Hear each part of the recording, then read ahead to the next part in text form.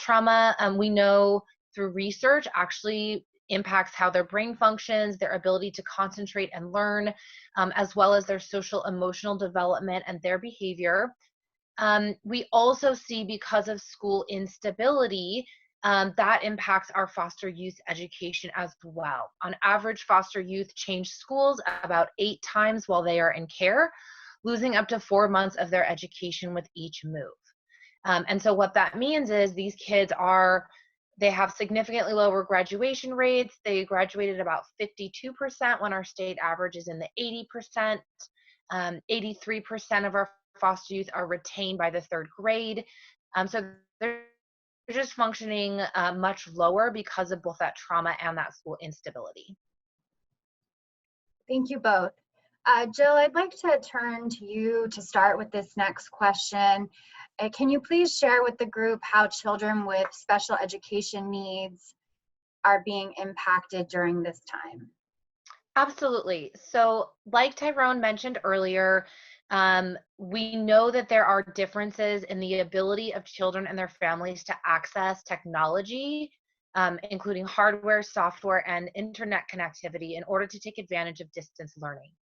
On top of those difficulties, we pile on the inability of our children to access meaningful special education services as required in their IEP, or for our 0 to 3-year-olds in their IFSP. From what we've been hearing from families, as well as in our conversations with school districts, things vary widely across the board. So for example, while some districts may already have, laptops or tablets or Chromebooks in the hands of every single one of their students, other districts may be struggling to find the technology to give to their students. And I think something very similar is happening in the special education universe.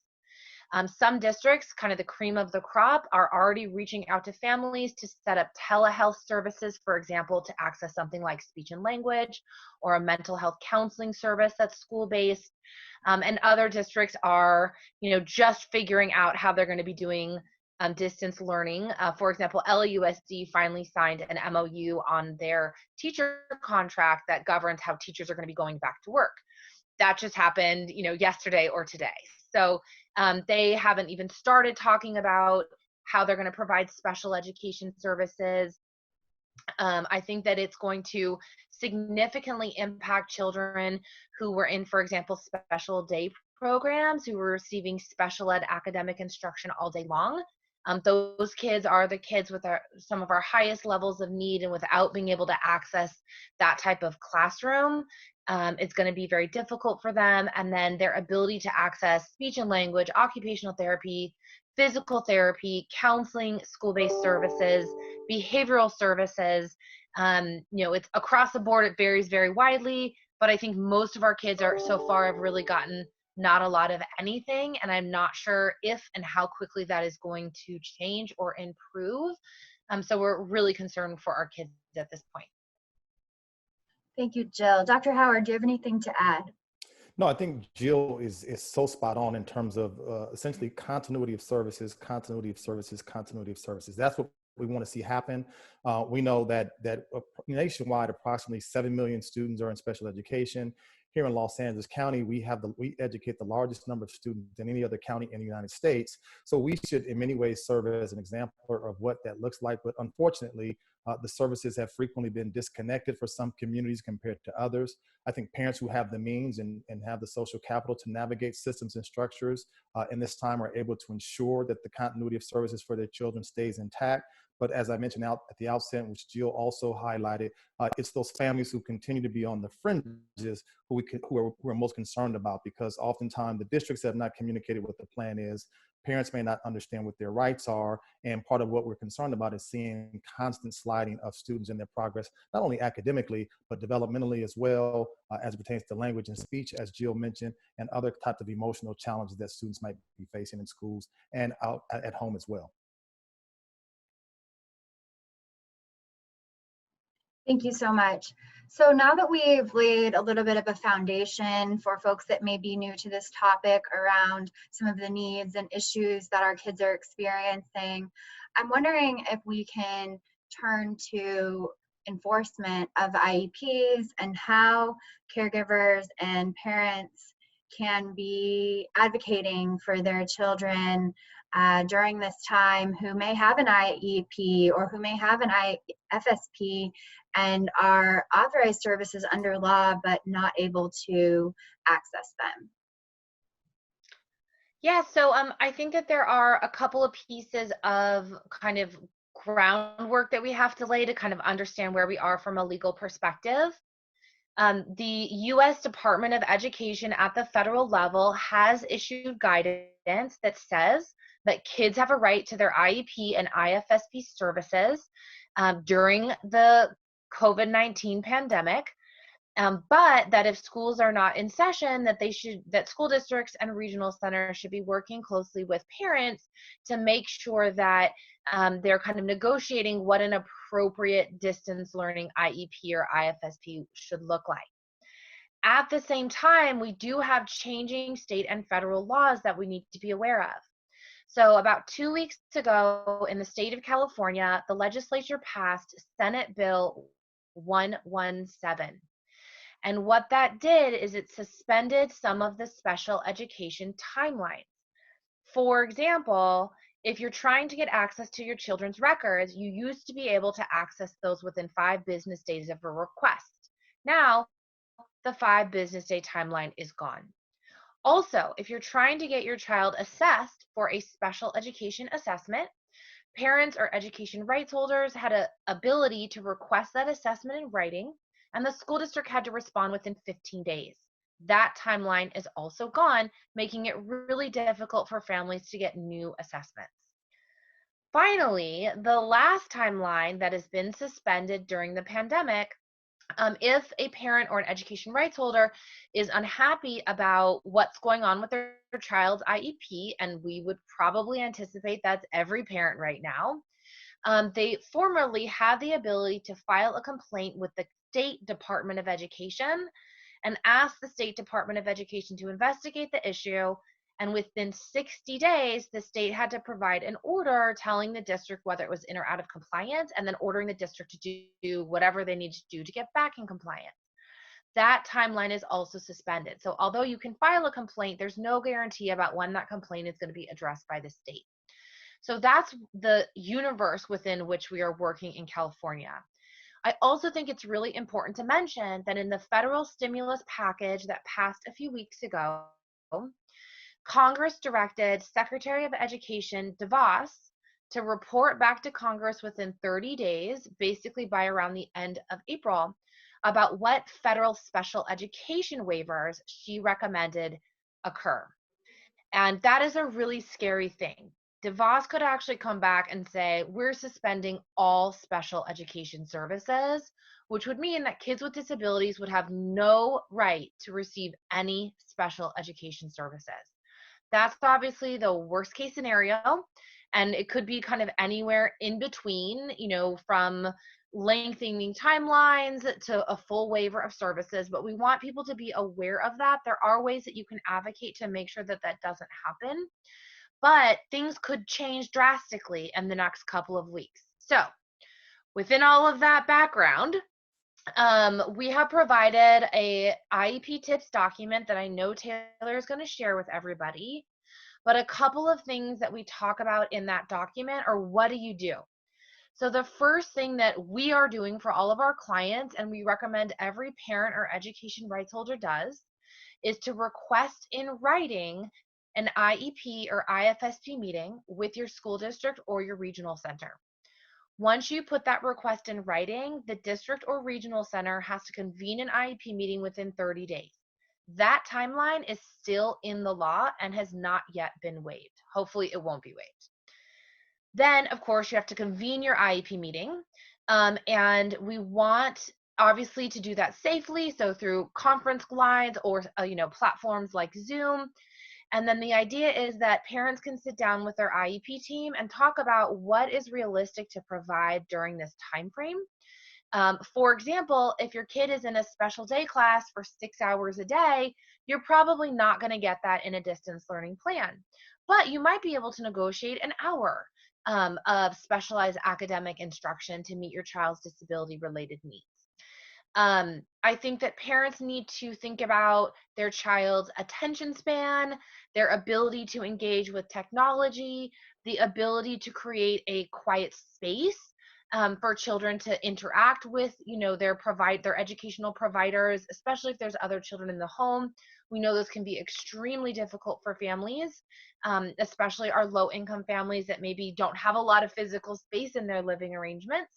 But we want you to think about your child's needs as well as your ability to kind of uh, make space for them to have a learning environment, and then negotiate with the school district what you think your child can access and what you like the school district to provide for you while we're in this distance learning universe.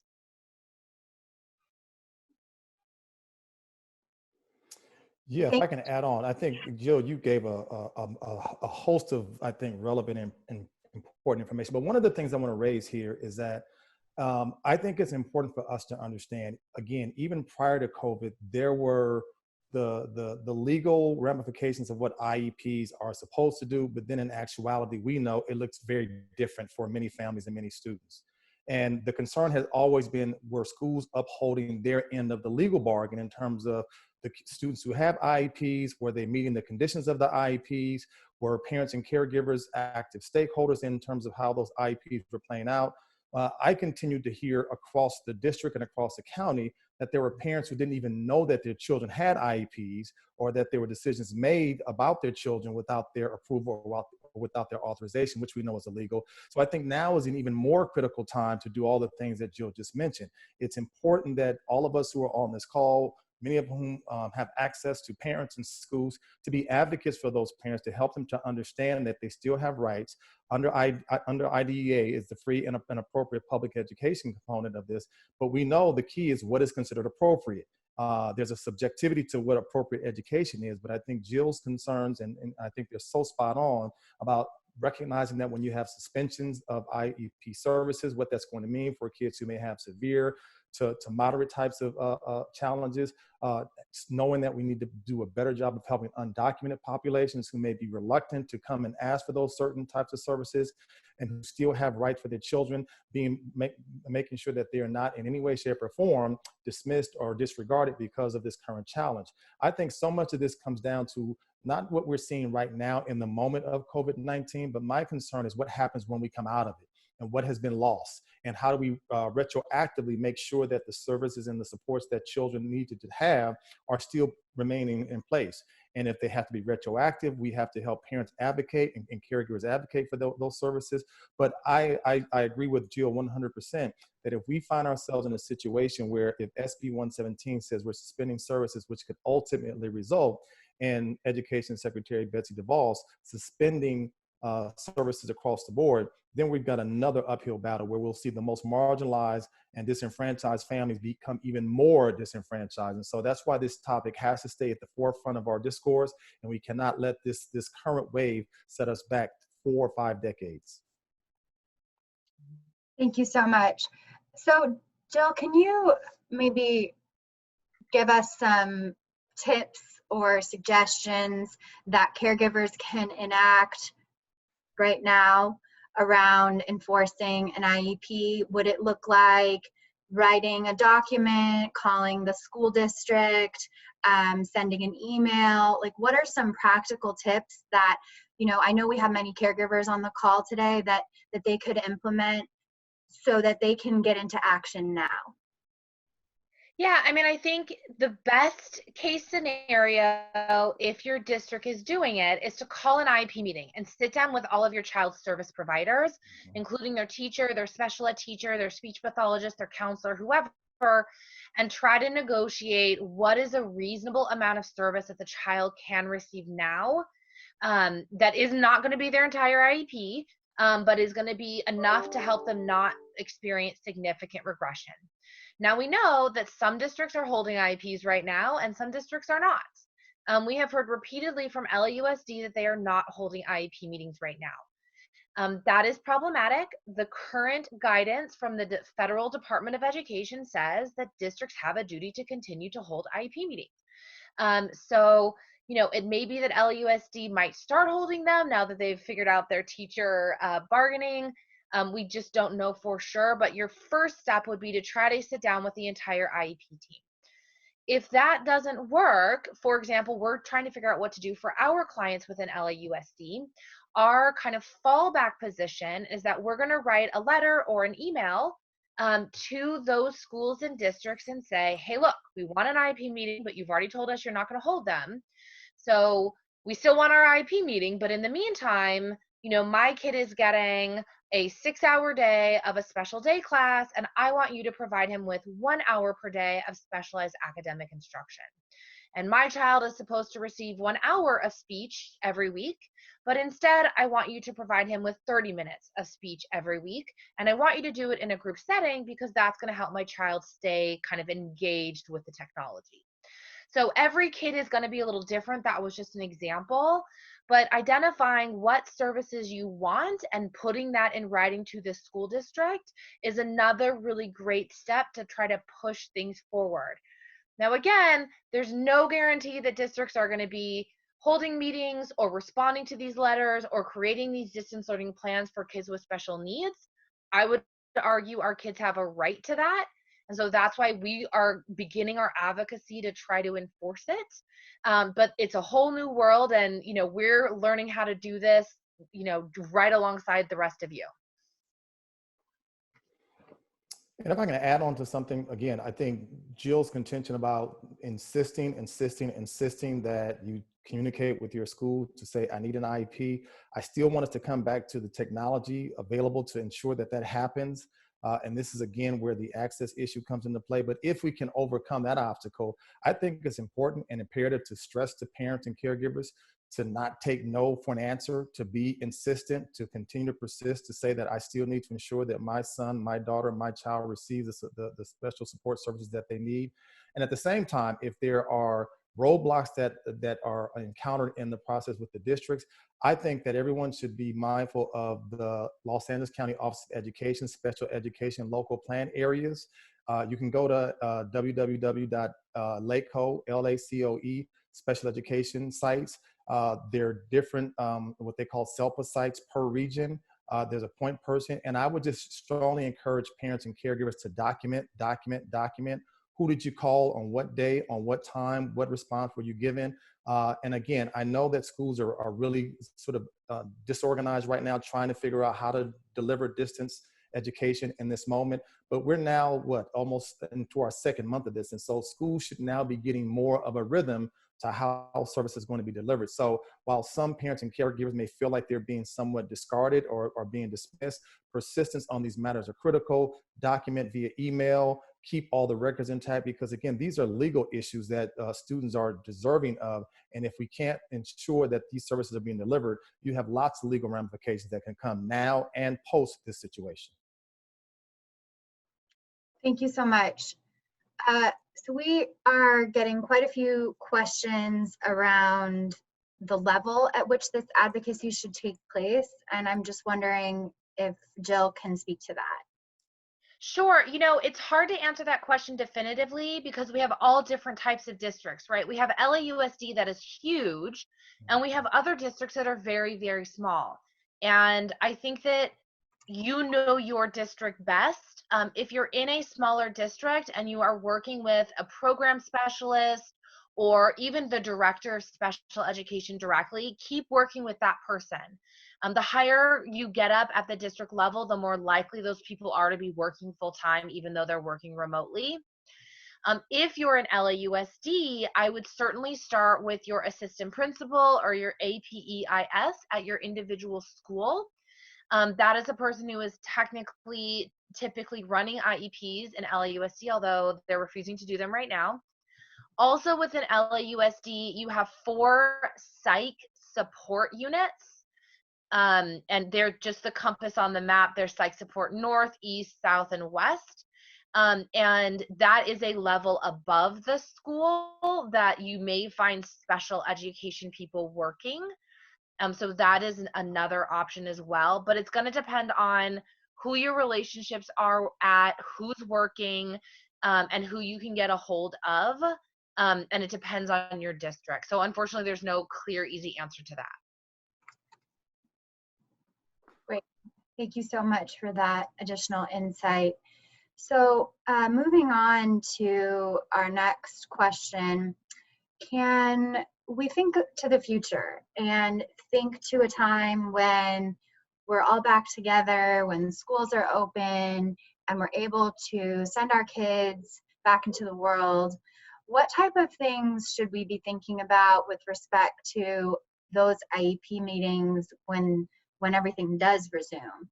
And can we expect that services will be received retroactively at that time? So that's a really good question, and we don't actually have the answer to that yet. Again, federal government Department of Education has put out guidance, and that guidance says that kids may be entitled to compensatory services. And compensatory services are basically make-up services for anything a child has missed. Um, that may is a little wishy-washy and concerning to a lot of advocates. Typically in a situation, there's no situation quite like this, but let's say a situation where a kid is out of school for a long time or a district is not providing services for some reason. Typically what happens is it's the responsibility of the parent to prove actual regression, which means you have to look at testing or report cards or different things like that. And the parent has to actually prove that the child has gone backwards in their skills before a district is willing to give kids compensatory services. And that is not going to work in this situation for a whole lot of reasons. One of which being the typical things that you rely on to prove regression, like testing and report cards and things like that, those are not going to exist right now. So the Alliance is doing advocacy at both the state and the federal level, along with a whole bunch of other special education and disability focused nonprofits, to try to get a guarantee of compensatory services for kids. That has not happened yet. We can't make any promises, but we're working really hard to do that.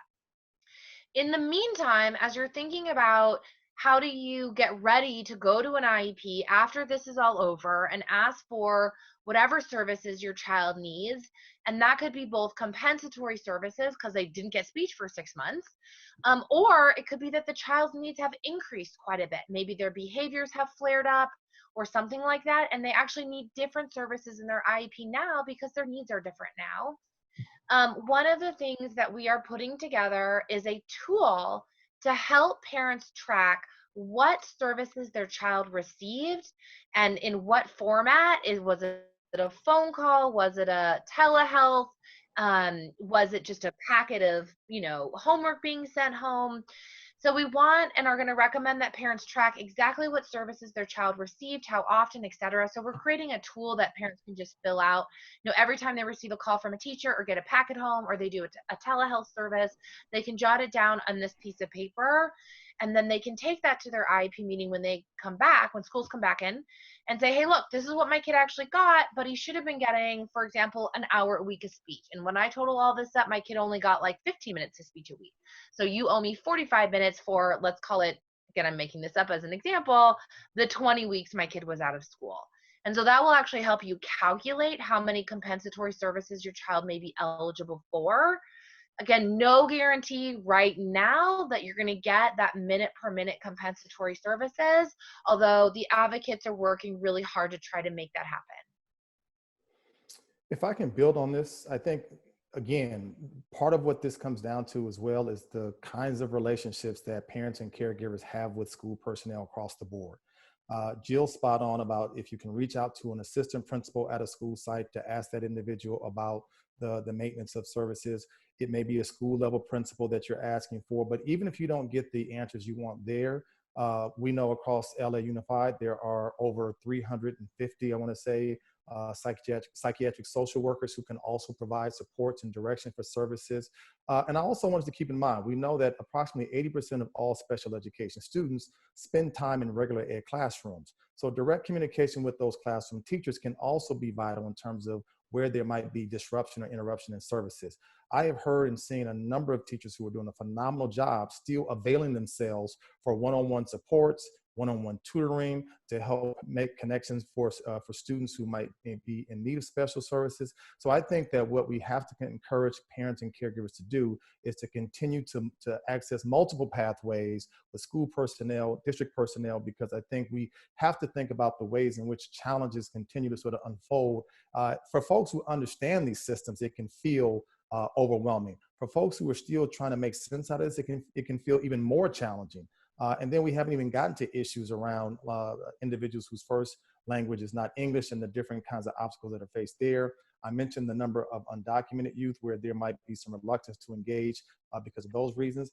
And we're also having to be mindful of students who are experiencing homelessness, where again, even having access to basic needs are a challenge. So let alone the ability to engage in this process of documenting, which we talked about. So I think we need to pay a particular focus on those populations, those students who continue to find themselves on the margins, because if we don't help them to make connections with those entities that we know that will support them, we'll continue to see the failure for services being rendered.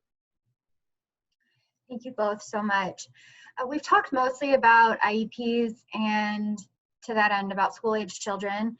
Wondering if we can divert a little bit from the speaker guide questions, Jill, and talk briefly about the needs of our children under the age of 3 that may be receiving services from the regional center. Yeah, I'd be happy to do that. So children from birth to 3 who have developmental delays or diagnosed developmental disabilities such as autism have a right to receive early intervention services. Every state administers those services through a different agency. In California, those services are provided through the regional center. Now, the guidance from the Federal Department of Education said that if the state provider remains open, aka if the regional centers remain open, the regional centers have an ongoing duty to provide those services. And in California, our regional center agencies are open.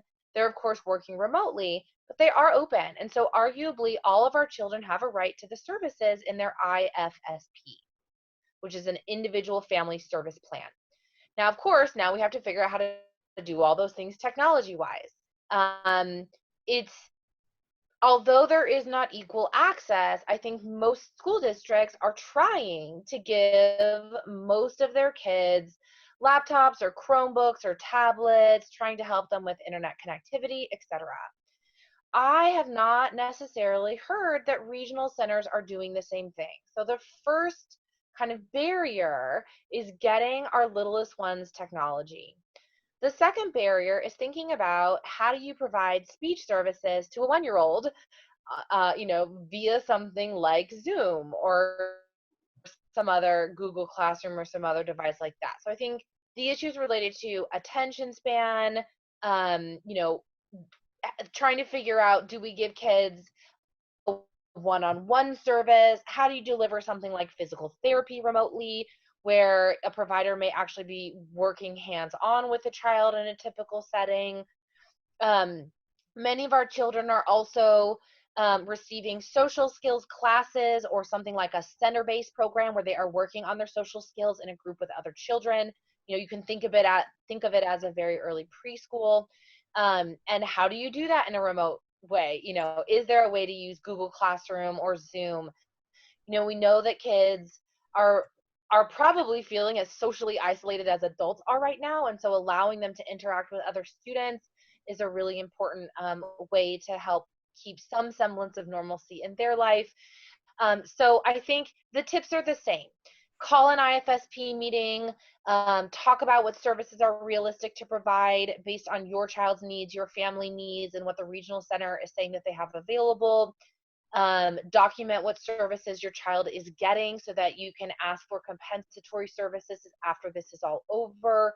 And the other thing that the federal guidance said is that even if, for example, so in the regional center system, the regional center is funding the service, but they're not actually providing it. Somebody else is providing it, somebody called a vendor.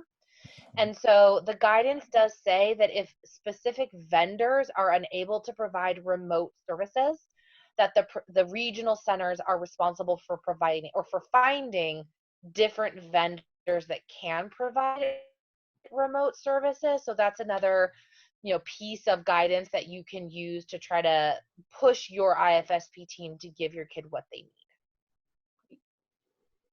Can I add a point here, Taylor? Because I think this is so critical to talk about the little ones, because the early intervention services by way of the regional coordinators are critical, because the service coordinators have to help to connect the dots here. But part of what I want us to be mindful of is that this process of navigating this bureaucracy can lead to high levels of frustration for parents and caregivers. And part of what I want us to be mindful of and to be sensitive to is that what we continue to see, and I know this is a shameless plug for one of our subsequent speaker series topics, but issues around child abuse, we will see rise because parents are dealing with a host of different challenges. Not only the challenges of dealing with their own employment situations, financial stressors, and then on top of all of that, they've got to try to do all the things we've been addressing for the last half an hour. How do I connect my services to my child? I'm being told no at every end. So what I think LAUSD has done quite well over the past month or so, they provided a number of different services for mental health supports, parenting tips and strategies, and I'm sure we can probably send those out as well because they were given out to all the different local districts. But parents and caregivers are going to need a lot of support in this process as well.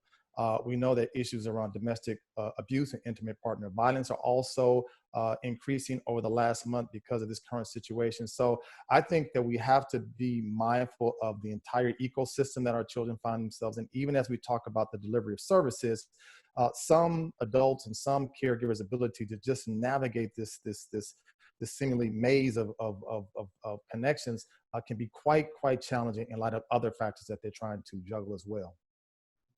Absolutely. Thank you so much to both of you for outlining all of those issues, and especially Tyrone for touching on the many other challenges that our families are dealing with. And to that end, I think to round out the conversation a bit, I would love to hear any insights that the two of you may have around the teachers and the schools and the challenges that they're facing. We know that schools exist to provide education to children, and in a time like this, that is very difficult, and it's difficult for all of the reasons that we've described, in addition to the many challenges that they were facing even before this happened. So for the teachers, for the school counselors, for the administrators that are joining us today, what insights might you share with them in terms of how they can partner with our families or be supported with the challenges that we know they're facing, that they don't want to be facing, that they want to overcome as well?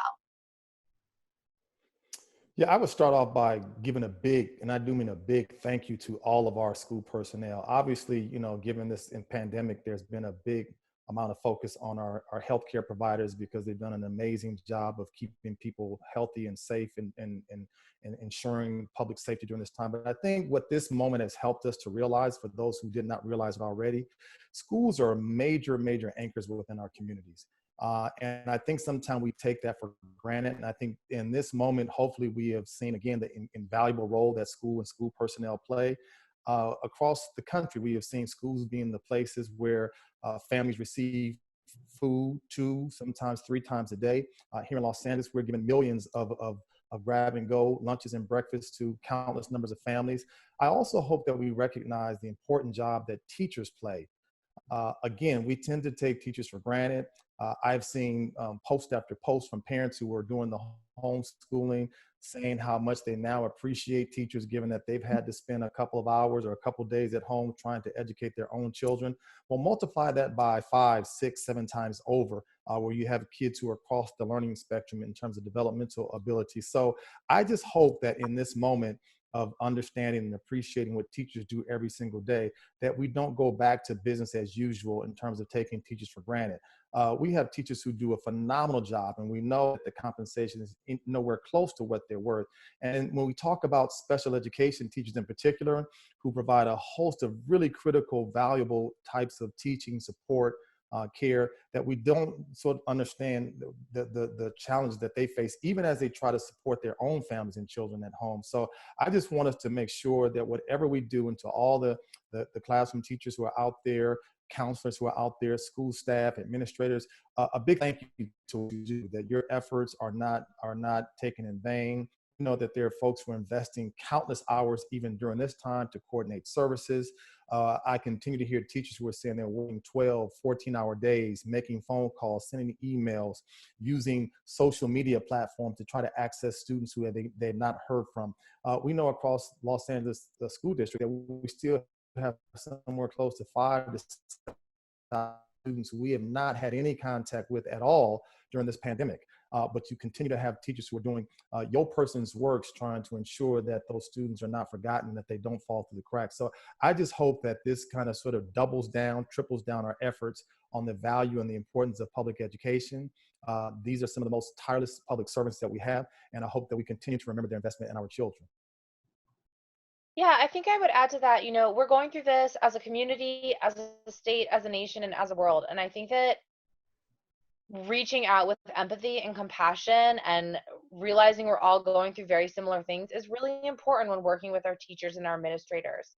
Many of us are working from home and having to deal with caring for sick loved ones, caring for and trying to be teachers to our children, maybe worried about economic, losing jobs, food instability, housing instability. And so, if you have a teacher you haven't heard from in a couple days, you might be frustrated and upset about it. But I think it's important to realize that we are all going through something very, very difficult.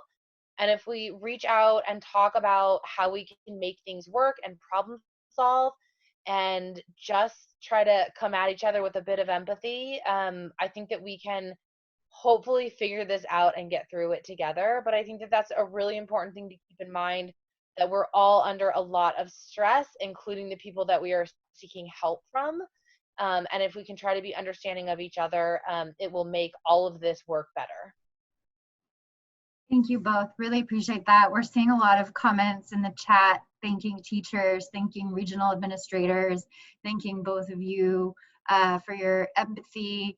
And I just want to echo that, on behalf of UCLA Pritzker Center and all of the kids that we're trying to serve, that we really do recognize this is an unprecedented time. And while there are many rights and many responsibilities in place for our kids, there's also a lot of questions, a lot of uncertainty, and a lot of stress that we could have never imagined. And so we do hope that, as the UCLA Pritzker Center goes forward, that we can serve as a resource not only for, caregivers and parents with respect to enforcing, the rights of their children, but also as an advocate for schools, as Tyrone mentioned, as a hub for communities, which really do a lot and are really overwhelmed at this time.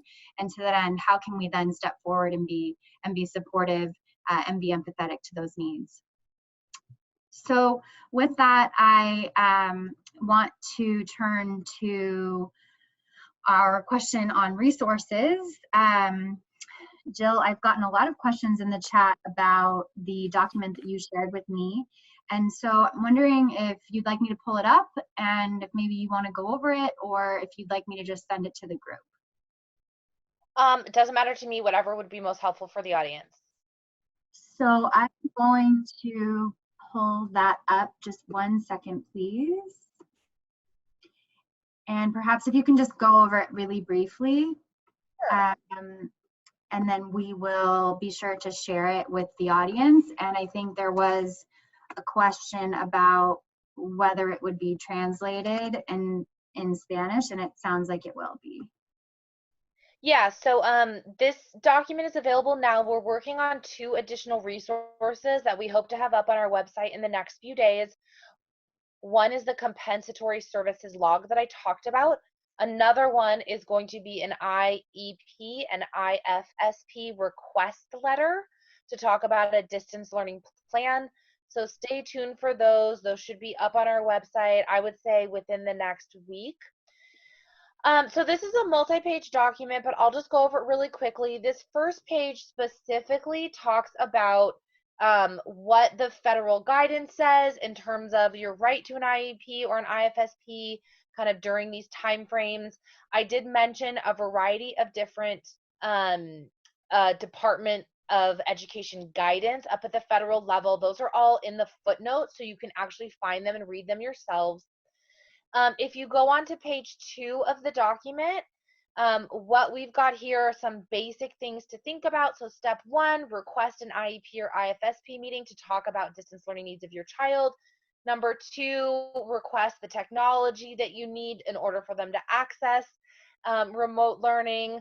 Number 3, thinking about attention span, your work schedule, the other needs of the children or family members in your home, etc. After that, we've got some just tips on how to work with your IEP team. What types of services should you ask for? What is the frequency and duration of those services? We've got some special considerations we've taken from the American Speech and Language Hearing Association about speech, about occupational therapy.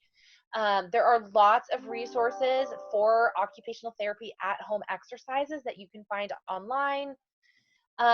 For kids with behavioral needs, we've certainly talked a lot, or we've thought a lot about the fact that, if kids have a one-on-one aid, what do you do in the home setting? It's potentially not safe for that person to come into your home. Is there any type of behavior consultation that a behavioral specialist can provide to a parent to help support the kid? So there's some thoughts there. Specialized academic instruction. So those are the special academic services kids receive. Sometimes it's called an RSP program, other times it's called a special day program, but all of those things are different types of academic supports. We've got some things to think about there. And so, we are just figuring this out ourselves as we go. We invite you guys to send in questions. We're happy to answer them to the best of our ability, but we are, building the airplane while it's taking off. So, this is brand new. We're just trying to put our minds together on the best ways to serve our kids.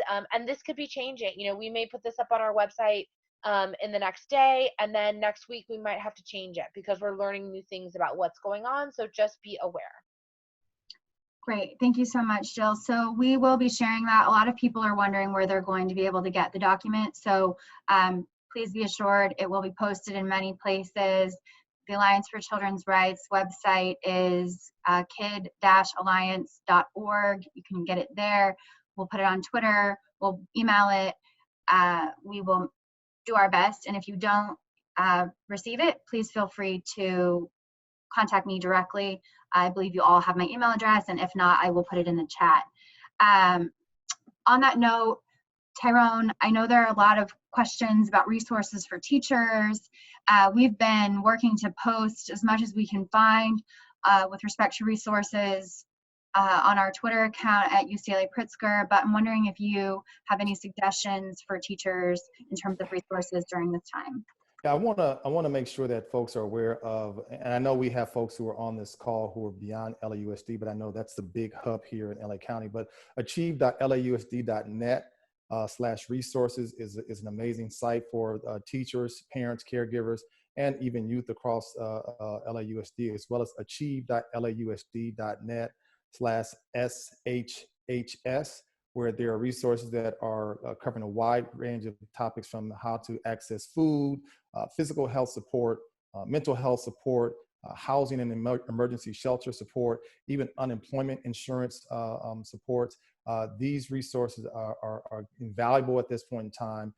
You can go onto those websites. They even have them translated into Spanish. So for the Spanish speakers out there who can access these resources.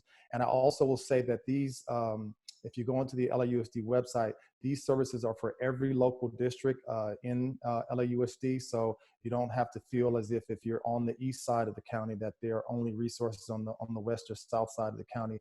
They're very localized, which I think is important during this time. So I know lots of teachers I've interacted with said that they're looking for resources to direct to their families, and so that would be one that I would strongly encourage. And the same thing at the LACO, Los Angeles County Office of Education website as well. A host of services that are countywide for families, students, as well as teachers and administrators to use as well. Thank you so much, Tyrone.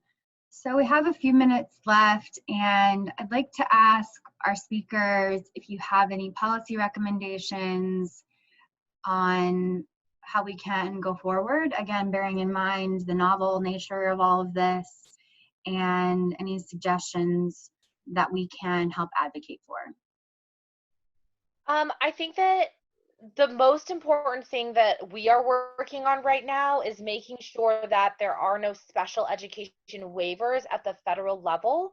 There are a lot of different advocacy groups working on this, but there is a really easy link that is being provided by one of the agencies where you put in your address and your zip code, and it allows you to directly send an email to your federal representatives asking them not to do special ed waivers.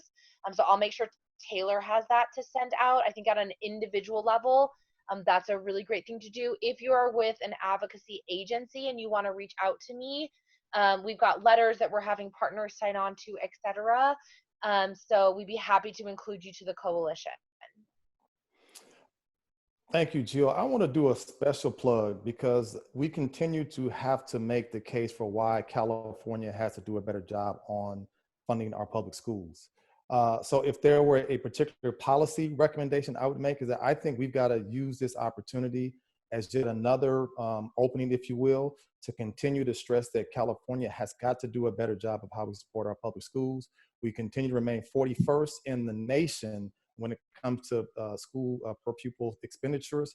Part of what we're seeing now in this moment is that nurses, counselors, school staff are consistently being overworked and undercompensated. This is yet another wake-up call for us to continue to double down to ensure that across the state, but in particular in our most vulnerable communities, that we are ensuring that students have access to the basics. We're not asking for the gold standard, even though I think our children are deserving of that. We're just ensuring that there are reasonable class sizes. We're asking for there to be full-time nurses, full-time counselors, and even having special education services being at the levels that they should be. We know that the poorer that the neighborhoods are, oftentimes the fewer resources are in those spaces. And I think this becomes another unfortunate wake-up call that there are some significant equity issues here as it pertains to students of color, as it pertains to students who are suffering economically. And so again, we can't let this moment leave without us realizing again that there's got to be a robust investment statewide into our public education system.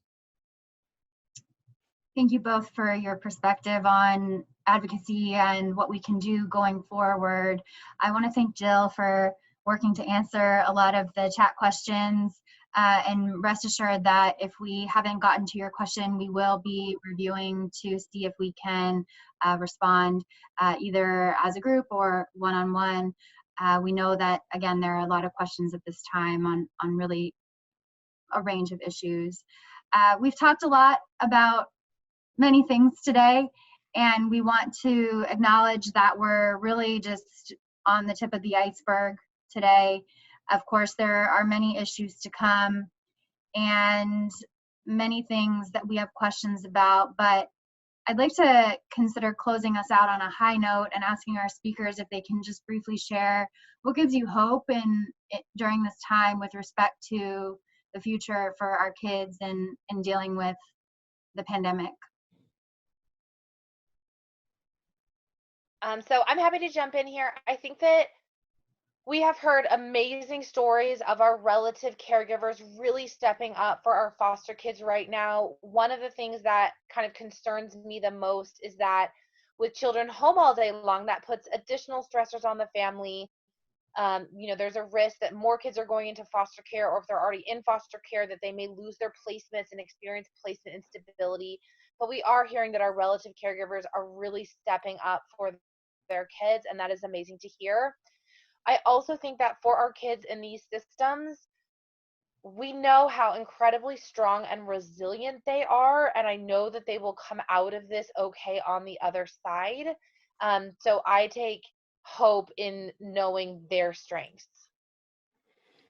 Amen, amen, amen. Before I give my semblance of hope, I also want to make sure we shout out all the amazing tech support folks who are out there. They have been our saving grace in every industry, because again, these are folks we take for granted, but I know they are being stretched beyond their typical limits. And so the folks who provide any kind of IT support, big, small, and everything in between, thank you, thank you, thank you. But as it pertains to hope, I think Jill said something that's so important. Our young people always show uncanny and amazing resilience. They give me hope. They give me hope because though we see oftentimes the direness around us, hearing young people still talk about their plans post-pandemic and their hopes and aspirations for education post-pandemic, it lifts the spirit. And in that vein, I would say, one of the things that's always, and I do mean always, rewarding for me is in times of crisis, the very human condition and how we come together to support one another is what gives me hope. We continue to do things that you can never imagine during regular times, but in times of crisis and times of needs, the human spirit tends to take itself to another level. And that's what gives me hope. Seeing families help families, seeing adults helping adults, seeing young people serving as inspiration for adults. That's what gives me hope, that in these times, I'm seeing a lot of service workers who are just showing their value in ways that we already knew existed, but they're taking it to another level. The corporations who are donating endless amounts of resources and supplies to communities in need. I can't say enough about the healthcare workers who are continuing to not only support our individuals in their health, but putting their own health and safety and well-being at risk as they do this, as they also have to tend to their families and their children and their significant others, in some cases in their respective homes. So what gives me hope is just seeing those people do what they do. And it always leads me to say, am I doing enough? Can I do more? And so that's why this work, I think, has to inspire all of us to say that you can tell about the real sort of fortitude around a community in times of need. And in this unprecedented time of need, I think what gives me hope is that there are people who are taking very little but giving a lot. And that has to be sort of the mantra that gets us through this. But we will come through it. I remain confident. I remain faithful, prayerful, hopeful that we'll be better when it's all said and done. It's just that we've got to hold on while we go through this trying time. Thank you so much to both Jill and Tyrone for sharing such informative information. I want to acknowledge that, you know, when we started this, when this idea around the speaker series came to mind, a week ago, we imagined maybe 30 people would join. We have over 280 people on this call today, and we have 6 more discussions scheduled, and we will be scheduling even more in the coming days. I'm going to pull up our flyer. As you can see, we have calls coming up on child abuse prevention during the COVID-19 pandemic, immigrant families and their unique needs, medical and legal issues in foster care, foster family well-being, parental rights, as well as juvenile justice issues. We will be launching more conversations around LGBTQ youth, the specific needs of transition age youth during this time, and the disproportionate impact of COVID-19 on families of color. Those are a few of our expected topics coming up in May, which we'll be advertising the dates for shortly. But we also welcome other ideas that people would like to hear from UCLA and our community partners about. So please feel free to share those ideas. And again, I really want to thank all of you. You were our first test group today with respect to launching this series, and we thank you for your patience and for your interest and for your passion for our kids. It really gives us a lot of hope during this time. So please reach out to us with additional needs, questions, concerns, questions on education or other topics, and we'll do our best to answer. And again, I want to affirm that we will share all the resources that we have with all of you. I'm putting my email in the chat again. If you didn't get it, please feel free to look again.